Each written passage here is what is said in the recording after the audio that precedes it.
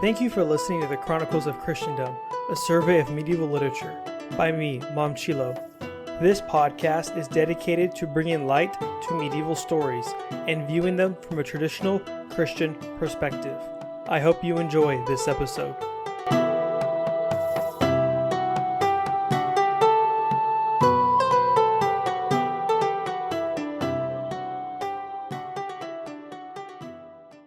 So I wanted to talk about in today's episode a work from St. Isidore of Seville called On the Nature of Things. So Isidore of Seville, he was a bishop in 6th century Iberia, like the Western Iberia, so like Spain, specifically in southern Spain or the southern Iberian region. And he lived from about, it looks like he was born in 560 and then he died in about 636. And he was born in Cartagena, Spain, which is in southern Spain today. And he actually comes from quite a saintly family. So, for instance, his brother was Saint Leander, who was the Bishop of Seville. And once his brother died, because I think his brother was much older than him, but once his brother died, then Isidore took over that metropolitan see of Seville. And then he also had a sister who was an abbess, and her name was Saint Florentina. And then he had another brother as well who was a bishop named Saint Fulgentius. Saint Isidore was very well educated. His brother Leander educated him quite well, and he was learning, of course, Latin, but as well as Greek and Hebrew. And he wrote quite a lot. We have a lot of his work still intact as well. His most famous work is probably the Etymologies, or it might be better translated as the Origins. And it's kind of like an encyclopedia of sorts. And it talks about various different phenomenon, both the cosmos, phenomenon of the earth, as well as things like law, culture, war, things of that sort, like human phenomenon, history as well a little bit. And he talks about the origin of various words. He'll say, okay, well, this word sun, it comes from this, and it's called the sun because it's related this way and that way to things. It's not very conducive to what might be called the modern etymological method, where you're able to trace words down through a very specific linguistic method. It's much more free flowing, shall we say? If a modern etymologist read the etymologies and saw the sort of etymologies that were occurring in Isidore's etymologies, they would probably be aghast. But he's doing something specific. It's a specific genre and a specific methodology he was working in that made sense during that time. And there's still actually a lot of stuff that we only know from his etymologies, especially about the ancient world and the early medieval world. We learn a lot from Isidore because it's one of the few works of great learning, so to speak, from this early medieval time that we have. Because at this time, Spain, Iberia for the most part, was conquered by the Goths. And there was a little bit of a Byzantine presence in the south of Spain that Isidore would have interacted with. That was territory taken during Justinian's kind of reconquest of the West, but it wasn't very long lasting. And he mostly interacted with the various barbarians, so to speak, that were ruling Spain at this time. So in this work, On the Nature of Things, it's much more limited in scope than the etymologies is.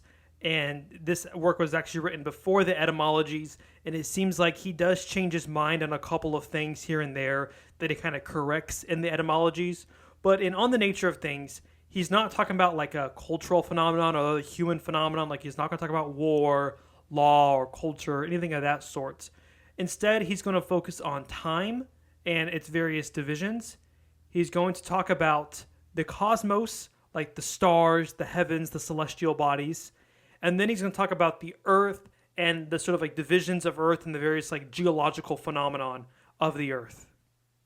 And what makes this work interesting is the way he uses his sources, or kind of what sources he has to begin with. So there's not, at this point, we're kind of in the so-called Dark Ages. The Roman Empire in the West has fallen. The Eastern Roman Empire is trying to keep things together, trying to retake the West, or at least parts of the West, and all these barbarian kingdoms are arising from the former Roman territories. And there's less wealth, there's less trade, there's less kind of institutional protections from like barbarians or robbers and things of that sort. So there's not as much like learning going on at this time in the West. At least that's generally the thesis. We don't have as much writing from this time as we do from, even just a couple hundred years beforehand in the more ancient times, because now we're in the early medieval times. So he doesn't have access to all the works that he could have used to write such a work. He doesn't have access to all the pagan sources or even all the Christian sources, but he does have access to a lot of the sources nonetheless. So he uses both pagan and Christian sources. So for pagan sources, he's going to use people like Plato, Virgil, and like Hyginus. And then with regards to Christian sources, he's largely going to rely off various Christian commentaries on Genesis. So for instance, like St. Basil, St. Augustine, St. Clement, and St. Ambrose especially. And he's going to try to, like, in a sense, synthesize both the Christian worldview and the pagan worldview and try to see how he can combine them together. But he's going to err on the side of the Christians, obviously. And at some points, he's going to say, well, as the pagans, or as the natural philosophers say, and he's going to use that as an authority. But then at other times, he's going to say that various ideas that the pagans have are just the sort of like, mindless babble of the pagans. And what makes this work a bit interesting, at least from a genre perspective, is that it's the first Christian work to talk about like on the nature of things, to like do like a commentary on like the structure of the world and the various phenomenon of like the world, both celestial and terrestrial. That's not an explicit commentary on Genesis. Of course, he's going to bring in Genesis a couple of times throughout this work, but it's not an explicit commentary on Genesis. It's not like a hexameron where you go through the 6 days of creation and you comment on it, which was quite a common genre and a popular genre from Christians from both his time and before his time and after as well. However, that's not what he's doing. This is not a scriptural commentary. He's more so using a sort of pagan genre, or what was historically a pagan genre, and then making it Christian, you could say. So, for instance, like Lucretius, who is a Roman pagan natural philosopher, he has also worked that's also called On the Nature of Things as well, and he'll cite and reference it actually in this work. So before we go into this, I just want to talk about the structure of this work a little bit. So it's very organized in terms of the first part talks about time and the various divisions of time. And then from here on out, it starts all the way at the top of the heavens. And then it kind of slowly descends downward until it talks about the specific, phenomena of, or, geological things that happen in the earth. So it's going to talk about the heavens, and then it's going to talk about the sky, and then it's going to talk about the earth as a whole, and then the various divisions of the earth. So it's hierarchically organized, you could say. And what's also interesting about this work is that it's not just giving technical explanations about, what is the nature of rain, what is the nature of the stars or whatever. He's also going to give some commentary on like the mystical or the symbolic significance of all these things as well. And that's actually what I want to focus most of my time on. I don't really want to focus too much on the technical explanations. I'll bring them up, as appropriate. However, what I find really interesting is how he interprets all of these phenomenon. All right, we can jump in now. So in the first section, the first chapter or first division, he's talking about the day. So this is what he says. So day is the presence of the sun between its rising and its setting. However, the word can be understood in two ways. Technically, it means the time from one sunrise to the next. Loosely, it refers to the time between the rising of the sun and its setting. The day is divided into two periods, daytime and nighttime. A day consists of 24 hours, and each period of 12 hours. The three parts of the day, loosely speaking, are morning, midday, and evening. Some people reckon the beginning of the day from the rising of the sun, and others from its setting, still others from midnight. The Chaldeans put the beginning of the day at sunrise, calling that whole period one day. But the Egyptians take the start of the following day from nightfall. The Romans prefer to begin and end the day at midnight. So that's the more like technical explanation of the day. But then he adds the symbolism. He relates it to, the Christian worldview. And it's going to be interesting to see how he views, I guess, what we might call like providence, right? How God is interacting and, through all these various phenomena. So he says, mystically, moreover, the day bears the image of the law. For just as the splendor of the day illuminates the obscurity of the darkness, so likewise the law, pointing out the way of life, dispels the darkness of errors, reveals the light of virtues, and, reproving the sins of evildoers, leads the good to better things. In a prophetic sense, day signifies knowledge of the divine law, and night the blindness of ignorance. According to the prophet Hosea, who says, I have made your mother similar to the night, my people have been made like one having no knowledge. Likewise, day sometimes signifies worldly prosperity and night suffering. So when he's giving the symbolism of these things, it's not like there's just one symbolism, right? So he says that day is like the law, it shines, it illuminates, it tells men how to act and how to behave. And darkness represents this like ignorance of men and, just being blind to their sins, right? And then he also says, though, that the day and like the light of day can also be like worldly prosperity, right? So it's not like there's just one way to look at these things. There's like a sort of fractal symbolism where in one way you can look at it, through this lens, but then you can also view it in another sense as well. And that you could do it both of these ways is not really considered a contradiction. It's just, it's just how, the medieval and even ancient world thought. Like, yes, like the world is very complex. There's multiple ways you can look at these things. And, there's no reason to, it just depends on what your task is.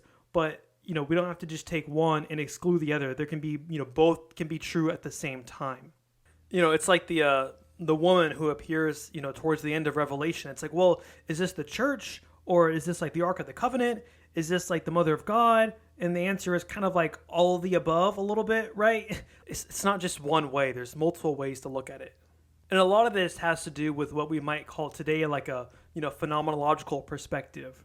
Depending on the time of the year, the sun coming out might be a really good thing because maybe it's like really cold at night, but then the sun comes and warms things up. But other times of the year, like during the summer, when the sun comes out, it's like this scorching heat that's like insufferable.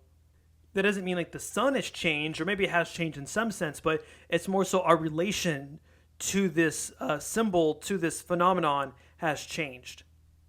Okay, so there's like 50 of these chapters, and I'm not going to go through all of them, but I'm going to go through some of them. And I'm really going to pick out the ones that I find just personally more interesting, especially the ones that have some kind of cool commentary associated with them. So now we'll skip a little bit and we'll talk about the months. So he says, the month is the cycle and renewal of the lunar light. In other words, the period from new moon to new moon. The form of the cycle is often understood as the course of this life, which advances like the moon by definite increments and comes to an end by equally precise reductions. The ancients defined the month as the length of time it takes the moon to traverse the circle of the zodiac. He then goes on to talk about the names of the Roman months. And then he argues against the pagans that the months and their names are actually much older than the flood. And he cites Genesis, citing that there's like months that pass in Genesis before the flood. And he's using this argument to say that naming the months after these Roman gods is kind of wrong-headed because the months are much older than Rome and the Roman gods. And this is actually a common like apologetic trope you'll see in Christian literature, especially like ancient, like early medieval Christian literature, where paganism is sometimes still a threat they're trying to, or like a force they're trying to combat, where they'll say, no, actually Christianity is much older than your paganism is. Like it dates back all the way to the creation of the world. It's not just some newfangled phenomenon. Like right, like your gods were born at certain dates that you worship. Like Zeus came from so and so, and your other gods came from so and so. Whereas we are actually much older than your gods. And for the Romans, this was a valid argument because they did, generally speaking, consider older religions better than newer religions. And when I say religion, don't get caught up in like our modern conception of religion. Just more so think like, older practices tend to be better than newer practices. We also see how he describes the moon as a sort of, representation of the life of man. So the months start from new moon to new moon. So this means when there's no moon in the sky, right? You can't see the moon face. And that's like, being born, and then it slowly increments until it gets to a full moon. And for the ancients and the medievals, this would be about when you're like 30 or 33. And then it slowly starts to decline as you go into old age until you die. So then when he talks about the years, he says that a year is the 12-month circuit of the sun around the earth and its return. So he has a very geocentric model. And no one really disputes that. Non-geocentric models didn't really exist until, much later in like the early modern period. What people do dispute, however, is whether or not he had a flat earth model, because both models of the world, like the flat earth model and like a global model, are both kind of, different competing theories at this time. The flat earth model more so in the East, and the globe model is more so like a Greco-Roman thing. However, there is ambiguity because the Latin word that he uses, orbis, to describe like the Earth itself, it's related to our word for orb, which we have this connotation of like this 3D sphere. However, orbis doesn't necessarily mean like a sphere; it just means like a circle. It can either be like a flat 2D circle or like a 3-dimensional sphere. So it's ambiguous. People have debated whether or not he has a flat or round Earth model, but he for sure has a geocentric model. So his view of time is like the circles within circles model. So he says the year is regulated by the cycle of the sun and the months. The seasons unfold by a succession of changes. The month is produced by the waxing and waning of the moon. The week is bounded by a period of 7 days. The day and the night are renewed by the alternating successions of recurring light and darkness. The hour is made up of certain intervals and moments.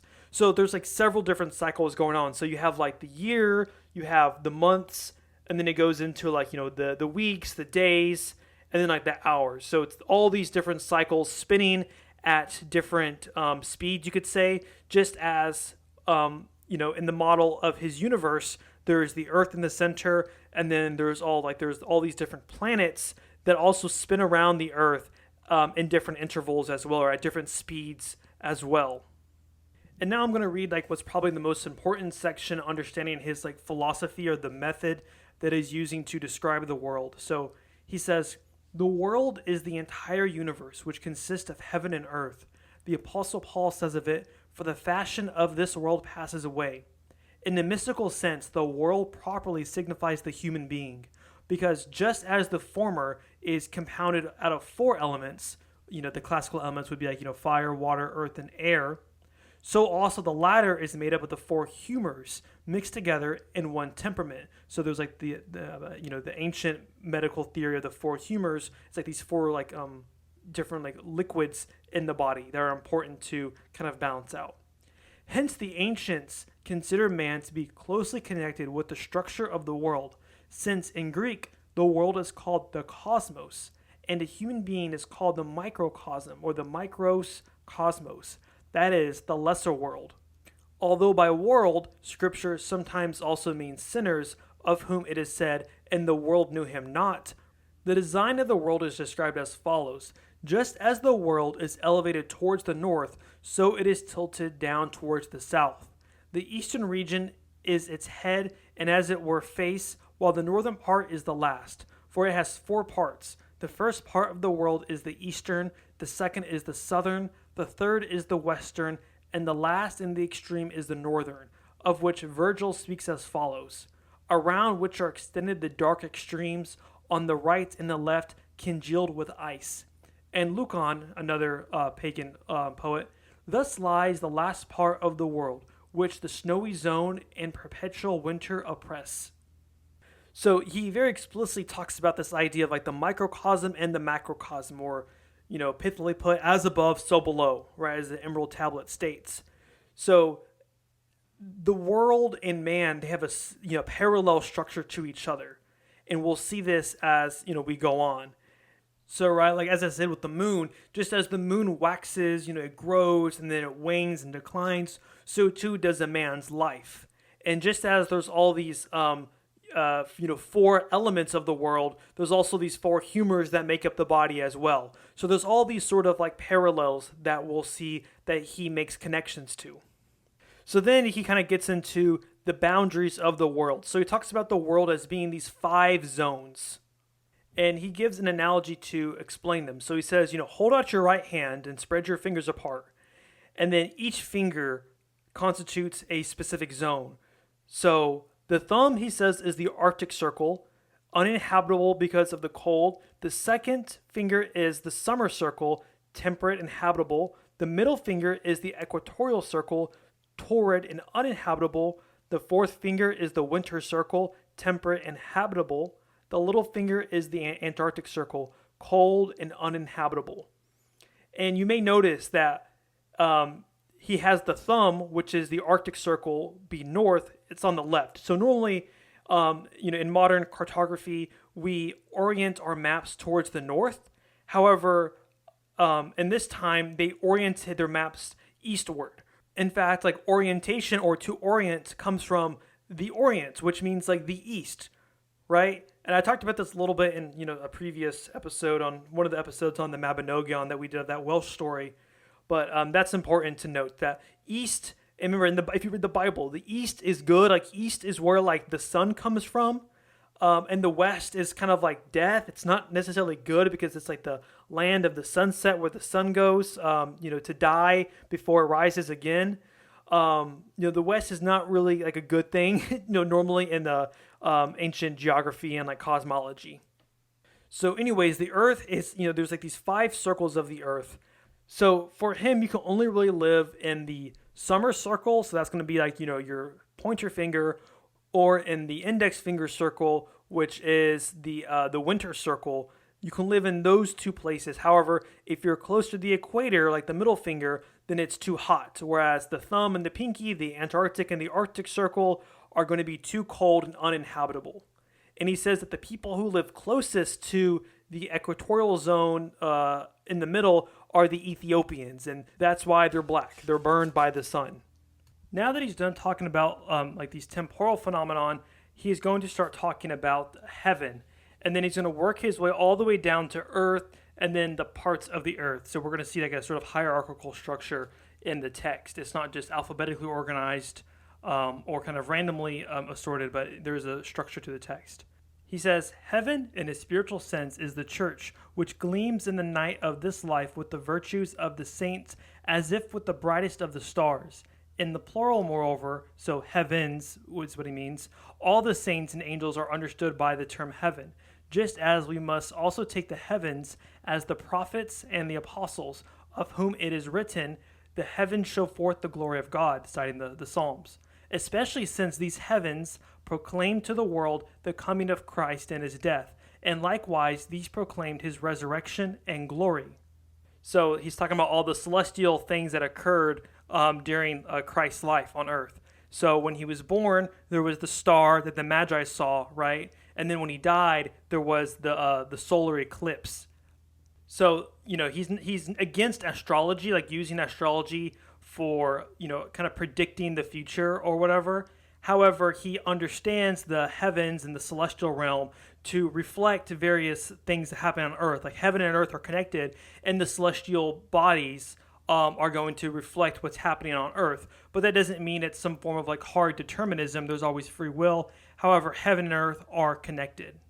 And he also doesn't understand heaven to just be like the good place we go when we die. Rather, the heavens are very physical. So he says its parts, so the parts of heaven are the vault, the axis, the climb, the pivots, the domes, the poles, and the hemispheres. The vault is that by which heaven is enclosed. So here he's referring to like the firmament, this image that we see in the Bible about this sort of dome around the earth. So the heavens revolve around earth, and they contain all the celestial bodies, like the stars and all the planets and everything else.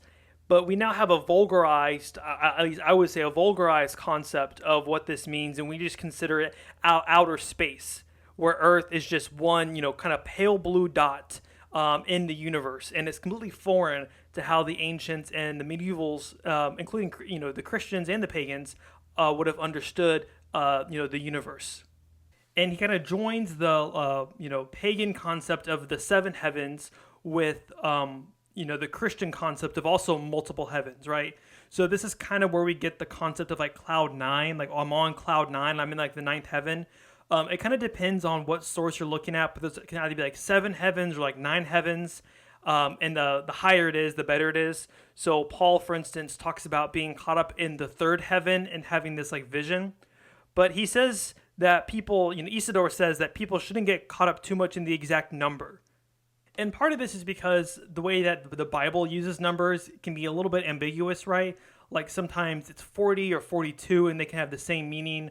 Or also when it comes to like the apostles, like is there 11, is there 12, is there 13? It's kind of all the above. Same with like 70 and 72 are sometimes used interchangeably as well. And even in the manuscripts, like the manuscript traditions of the Bible, a lot of times the numbers are fudged as well, especially when it comes to like Genesis and some of the how long people lived and how much time has passed. Those numbers can also change quite a bit depending on the manuscript you're reading. So he then cites Saint Hilary of Poitiers, saying, God did not make the heavens formless or confused, but distinct in accordance with the rational plan in a particular order. For he stretched out the heaven of the superior circle after setting it apart with its own proper boundary and assembling it with equal distances in every direction. And he placed in it the powers of the spiritual creatures, so like angels.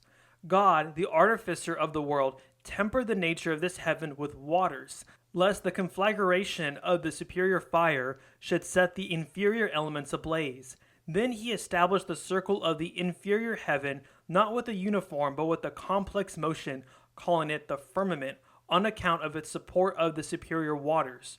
So he's saying that there is water in the firmament, and that God is able to kind of just place the waters in the firmament. Like we see this, all over the Bible, like the water, this like notion of like the waters above, right? And like separating the waters from the waters below and the waters above. And he's also critiquing the pagan philosophers who say that there can't be waters in the heavens because they'll just like fall down. And he's essentially saying, well, God can do whatever he wants, and he structured the universe in a rational way, not in a random way.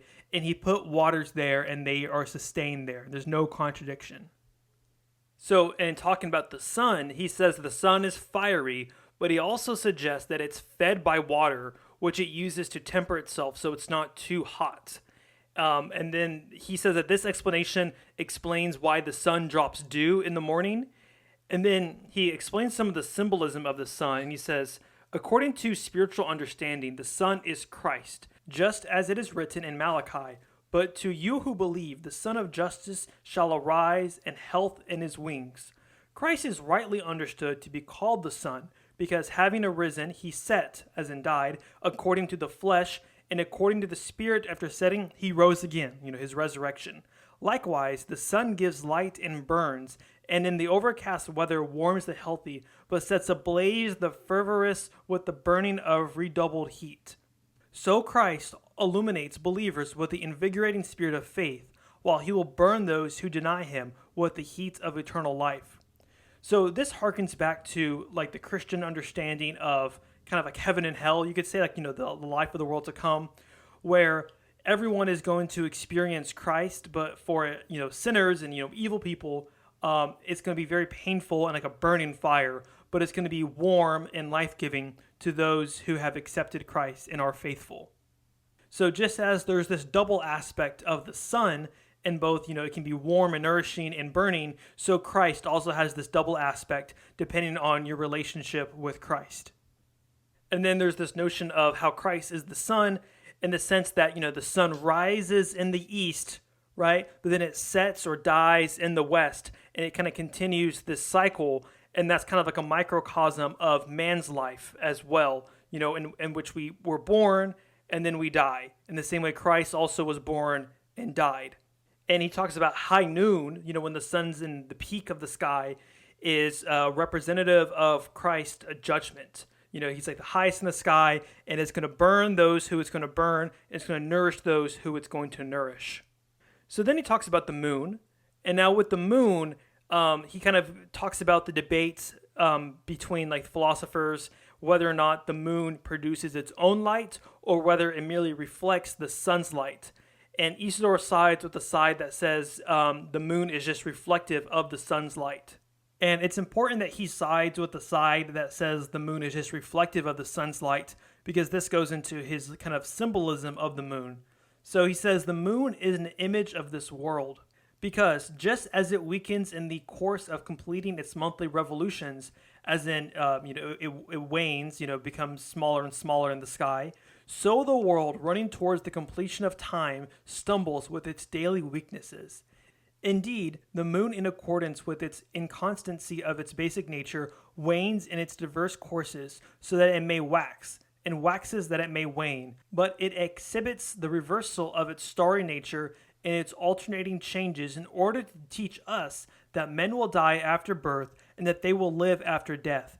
And when it grows old, it proclaims the death of our bodies. When it increases, it indicates the eternity of our souls. So just as the sun is kind of this image of life and death, so is the moon. And then he continues on, talking about the moon in the church. He says, the church is signified by the moon, because just as it is illuminated by the sun, so the church is illuminated by Christ. Indeed, just as the moon wanes and waxes, so the church has her waning and waxing. So there's better times in the church, and then there's the not so good times of the church, just as the moon is sometimes, shining brilliantly with the sun, and other times not so much. And then he talks about how the moon has this linkage with water. We know this now by, how the moon controls the tides and regulates some other things with water. And it's also important for women's menstrual cycles as well. So he says, likewise, just as the moon abounds in dew and governs watery substances, so also the church abounds in baptism and governs preaching. And as all the streams of water also increase with the waxing moon and diminish as it diminishes, so we understand in the same way the church, in whose increase we benefit along with her. But when she suffers persecution and diminishes, we also suffer and diminish with her. So he's saying that just as the church can control water, in the sense of baptism, and also, we could also add, he doesn't talk about this, but we could add, blessing of water. So the moon also has this, control and influence over the water as well. Okay, now he talks about solar and lunar eclipses. So a solar eclipse happened during the crucifixion, when Christ died. And it's important to note that this was out of the ordinary. Of course, solar eclipses can happen, and ancient people have always known about this. They could even predict them. However, the solar eclipse during the crucifixion was out of the ordinary because the way that Pascha or the Passover is calculated is according to the lunar calendar, and Christ would have died, I believe, on a full moon. However, a solar eclipse can only happen on a new moon, as in when you can't see the moon, right? So he's saying this was a out of the ordinary phenomenon, and it represents the sun hiding from the Jews in death before coming back, just as Christ hid for a while before he came back during his resurrection. And then the lunar eclipse, so when the sun gets in front of the moon and the moon turns this blood red, the lunar eclipse, this blood moon, represents the periodic persecution of the church with the blood of martyrs. So the church is bathed in the blood of martyrs. He then goes on to list the 7 planets, or the 7 celestial orbits, and he does this by closest to the earth to the farthest from the earth. So he says, and these are the classical 7 celestial orbits that all ancient and medieval people understood. So it's going to be the moon, Mercury, then Venus/Lucifer, Sun, Vesper or Mars, Phaeton or Jupiter, and then Saturn. And the sun is in the middle, and this is not agreed by everybody. People organize these planets differently according to their culture and tradition and whatnot. And he says the sun is in the middle because everything noble ought to be in the middle, because if the sun is Christ, then the sun is the most noble. And the planets specifically are those that wander, the bodies in the celestial heavens that wander in an irregular path. So this would not include the moon and the sun. And these planets can retrograde, which means that they reverse their path before continuing it again. And then he critiques astrology, or superstitious astrology, and he says that these planets wander and they can make us also go astray if we read too much into them in a way that the church doesn't prescribe. Now, with regards to the stars in the sky, they are equated with the saints, but they are overshadowed by the sun, which is God or Christ. And we know that they're still in the sky. We know that they're just overpowered and don't disappear during the day, because in the case of eclipses, we see that when the sun is blocked out, we see the stars reappear in the sky. It's just that the glory of the saints is overpowered by the glory of God. In the same way, the glory of the stars is overpowered by the glory of the sun. And then he talks a little bit about the symbolism of the stars, and he says, according to mystical allegory, the stars are understood to be holy men, about whom it was said, who tells the number of the stars. For just as all the stars are illumined by the sun, so the saints are made illustrious by Christ with the glory of the kingdom of heaven. And just as the stars are dimmed by reason of the brightness of the sun and the very great power of its light, so too all the splendor of the saints is obscured to a certain extent in comparison with the glory of Christ. And just as the stars differ among themselves in brightness, so the diversity of the just follows from the difference of their merits. So we see that even in heaven, there's like a hierarchy, right? Different saints have different merits to different degrees, and thus they're going to shine differently or at different intensities, just as the different stars in the sky are of different brightnesses. He then spends quite a bit of time talking about the different constellations, like constellation of stars in the sky. And he talks about, for instance, Orion. And he says, there is the star Orion. It takes its name Orion from the sword. Hence the Latins also call it Jugula, as the constellation seems armed and terrible from the light of its stars. It is very difficult to miss, because, however untrained the eyes, it nevertheless attracts themselves to its splendor of its brightness. Indeed, these Orions arise in the dead of winter, and by their rising call forth rains and storms, and disturb the seas and the lands. The Orions signify martyrs, for just as they arise in the heavens in the winter time, so martyrs appear in the church in time of persecution. When the Orions appear, the sun is disturbed, and the land, and when martyrs appear, the hearts of earthly men and of infidels are tossed by tempest. He also has an interesting discussion on Lucifer, the morning star. So in the Bible, Lucifer, the morning star, is like equated with like the devil or Satan, kind of depending on the exact tradition. I don't want to go too much into that. However, so is John the Baptist, and so is Jesus. And this is kind of what I meant earlier, how symbolism really isn't like moral per se. This is a longer discussion, but I don't really think that the medievals and ancients understood like morality and ethics in the way that we understand it now. Maybe the pagans kind of did, but I think a lot of that went away during the medieval era with the way Christianity and Judaism understands ethics. So he says Lucifer is divided into two, so the morning star. Thus, part of it is holy, as the Lord says of himself and the church in the Apocalypse of St. John, Revelation. He says, I am the root and stock of David, the bright and morning star. And again, he who overcomes, I will give him the morning star. But the other part of Lucifer is known to be the devil, of whom it is written, How you are fallen from heaven, O Lucifer, who did rise in the morning. He is also the one who says that he will place his seat in heaven above the stars of God, and falling from heaven is crushed. So the star of Lucifer, the morning star, appears in the morning, but then it's overshadowed by the sun. However, with John the Baptist and with Jesus, they're fine being overshadowed by the sun. However, Lucifer, Satan the devil, in his revolutionary attitude, his prideful attitude, tries to keep his glory and overcome or, revolt against the sun, revolt against God. So he then asks the question whether or not the stars have souls. So he says, look, we know the stars move and they're animated, but does that mean they are animated within themselves? Like, do they have souls that animate them? And he cites St. Augustine, who is rather agnostic about this, on whether or not the stars have souls. And he quotes him saying that if they do, we have to consider what will happen to them in the resurrection.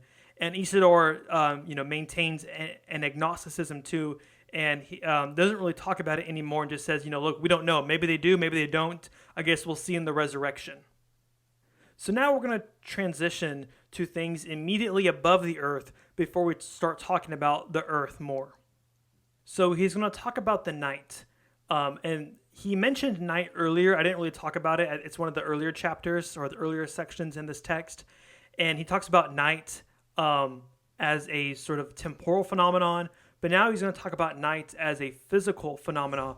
And he has this rather eclectic take in the translation that I have, which has all this commentary. This seems to be like at least they say, the translator, editor, the commentator says that it's kind of an eclectic take he has from like a misunderstanding of some of his sources. But regardless, Isidore says that the night is caused by a shadow when the sun sets and is blocked by these mountains out in the west. And this could signify that Isidore has like a kind of like a flat earth understanding. However, other people point to other sections that say, no, he has like a, global earth, understanding. But I don't think it's too relevant for our conversation right now. So we'll move now to talking about thunder. So he says that thunder is the clashing of the clouds, but it also represents God's rebuke and is the voice of the saints. And the sound comes from above. So, right, the sound comes from the heavens, from the clouds, and that's going to be important later. So he talks about lightning. So he says lightning is produced by the clashing of the clouds, just as thunder is, by making heat. And he kind of relates it to like having like a flint and a rock. You can make a spark and fire. That's kind of what he seems to imply with the clouds making lightning. And it's important also that thunder follows after lightning. So lightning is the miracle of the saints that comes first before thunder, which is the preaching of the saints. And we see that lightning is this connection between heaven and earth, right? Because you have this, phenomenon happening in the sky where lightning comes down and it touches the earth. And for a moment with the miracles of the saints, which is lightning, right? You have heaven and the sky touching each other, and you have this vertical connection between the heavens and the earth. And this kind of harkens back to a Christian understanding of miracles, which miracles aren't just out of the ordinary things per se. Rather, it's our recognition of how heaven and earth are connected. I can't really go too much into this now, but it has to do with like attention and how when we see, say, someone doing a good thing, something that Christ would want or that Christ would do, even if it's not something, miraculous or, out of the ordinary course of nature, it could just be, charity or humility, something like that, something that, people wouldn't say is a miracle or outside of, our understanding of science or whatever. We can understand that nonetheless as a miracle because it's heaven and earth combining together. It's man on earth combining himself with God above.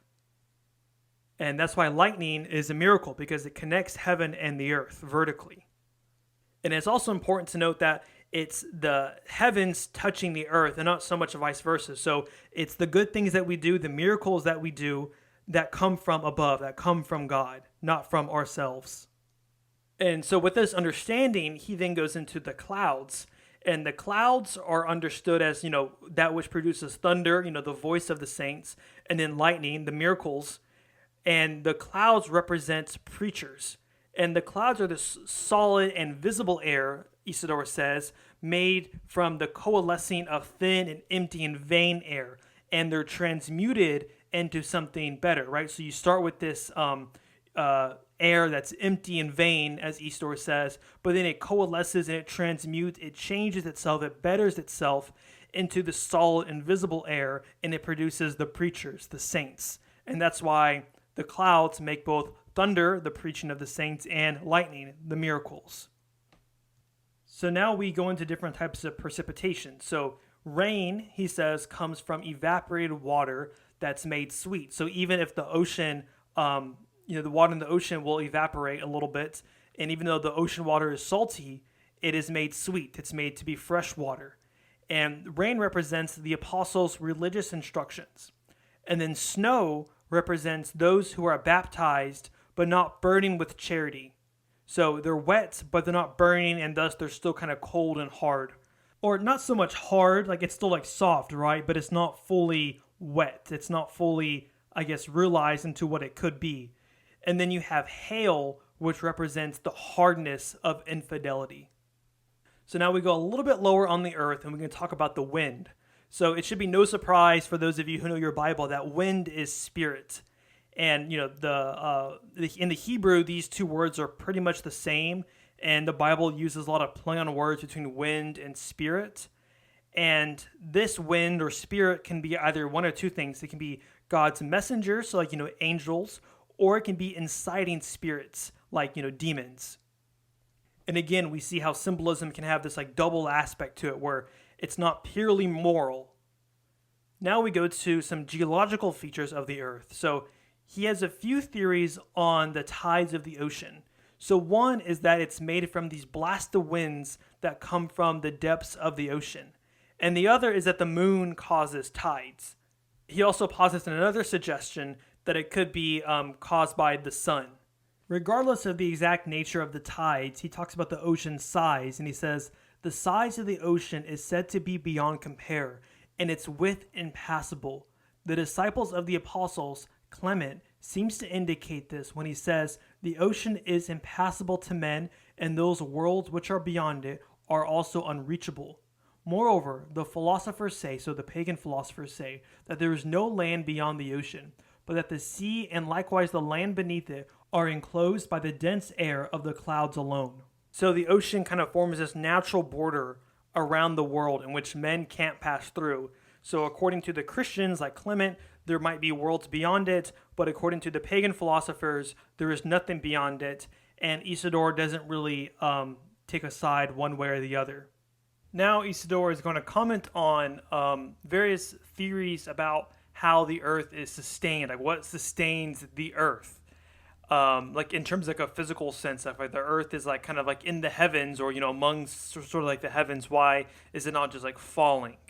So he says, as to how the earth, which rests upon the air, is thought to remain poised in balanced equilibrium, Ambrose, so St. Ambrose of Milan, says, concerning the nature or position of the earth, let it suffice to be known, according to the book of Job, that God suspended the earth in the void. Similarly, the philosophers, so the pagan philosophers, also suppose that the earth is held up by thick air and hangs immobilized like a sponge because of its mass, so that it is buoyed up by an equal motion on one side and the other, as by wings beating like oars on every side, and it is unable to be tipped in any direction. However, he says whether or not it is, in the thickness of the air or hangs above the water, it doesn't really matter because it is kind of like a divine mystery. And either theory can really go. There's no need to juxtapose the Christian view and the pagan view as being like against each other. As I've shown a few times already, he does this quite a bit where he says, here's what the pagans say, here's what the Christians say, but really they're not that much at odds. Either one could go, either one could work. We don't have to get too caught up in the differences, between the two positions. So he's trying to, I don't want to say, synthesize in like a syncretic, kind of like a ecumenist way. However, he is showing that a lot of these theories are very similar and that there's no need to, be so dogmatic on these issues when it could be one or the other, but it's not necessarily a matter of like dogma. So like whether or not the earth floats on air or water, he says it doesn't really matter. It's a mystery of God. So whether or not he thinks the earth is flat or round, he does think that the earth is like a sponge. It's very porous. It has all these holes in it. And inside of all these holes, there's all this wind that's inside of the earth. And sometimes this wind causes earthquakes. Since earthquakes deal with wind, and we've already established that wind and spirit are connected, they are symbolic of the Last Judgment. So earthquakes are akin to the Last Judgment. And the Last Judgment is as if, you're being struck by the breath of God. So an earthquake is also like being struck by the breath of God because it's the wind in the earth kind of bouncing around that causes the earthquakes. And this hollowness, this kind of sponginess of the earth is what allows for volcanoes. Or I don't think he uses the word volcanoes really, but he talks about, for instance, Mount Etna. So Mount Etna is a volcano in Sicily. So he says, this is the reason, finally, that the fire or like the lava of Mount Etna endures through so many ages. And whenever the wind has pressed more violently through the vents of the caverns, masses of sand and stones are discharged. The Aeolian Islands are also ablaze, as though that fire were fed by their very waters. For so great a fire would never otherwise have been able to endure for so many ages in so narrow a place, unless it were fed by the nutrients of moisture. Hence, therefore, this has been the cause of the fables of Scylla and Charybdis, of reports of barking, of incredible phantoms, of monstrosity, while sailors, terrified by the great whirlpools of the Sundered Sea, imagine that the waves, which the swirl of the sucking surge beats together, are barking. The same cause creates the perpetual fires of Mount Etna as well, for that convergence of waters draws the air trapped within it into the lowest depths and holds it compressed there until, after being diffused through the vents of the earth, it kindles the nutriment of fire. This is beyond doubt a symbol of hell, whose perpetual fire will spew out flames to punish sinners who will be tormented forever and ever. So this wind in the earth has quite a large role to play. It causes the whirlpools of the ocean, but it also causes these volcanoes to appear as well. And I think that symbolically, and now this is kind of me just riffing here, if you think about the world being full of wind, the earth being full of wind, it's like the spirits, both good and bad, are always inside the earth. They're always moving about, always affecting the earth. So it's not like, there's earth down here and there's heaven above and never the twain shall meet. Rather, spirit and material are very much connected in this cosmology. Okay, so this brings us to the last chapter, the last section, and here he describes the continents. So he describes that there's 3 continents. There's Europe, Asia, and Africa. Now, Europe and Africa, he says, are roughly the same size. And then Asia is about the same size as Africa and Europe combined. Now, Asia is out to the east, so it takes up, if you look at the world as a sort of quadrant, Asia takes up the northeast quadrant and the southeast quadrant, while Europe takes up the northwest quadrant and Africa the southwest quadrant. And then all of the land is surrounded by this ocean that's, this encompassing ocean around Earth's circumference. And again, whether or not there's land beyond this is Isidore leaves intentionally ambiguous between the pagan beliefs and the Christian beliefs, saying, don't get too caught up in that. And there's a diagram, it's called the TO map of the world. So, as I said, and during this time, maps are oriented towards the east. So in this map, you have it's like a circle. So you have Asia on the top part of the circle. And then on the left corner, it's Europe. And then on the right corner, it's Africa. And it's divided by the various rivers of the world. So the rivers, in both ancient literature and medieval literature, even modern literature, rivers represent these sort of natural boundaries. So it's these various rivers that determine the boundaries of the continents and other bodies of water that determine the boundaries. And ultimately the boundaries of the entire land, your Asia, Europe, and Africa is surrounded by this water. So there's the land in the middle, and then it's surrounded by this huge ocean all around it. So that's everything that I had today. I hope you enjoyed. I hope this serves as a good introduction to medieval cosmology. I know it was a little bit different. It's not like a literature work that we were reviewing, rather a little bit more philosophical, cosmological, symbolic, but I hope it was good nonetheless. Thank you so much.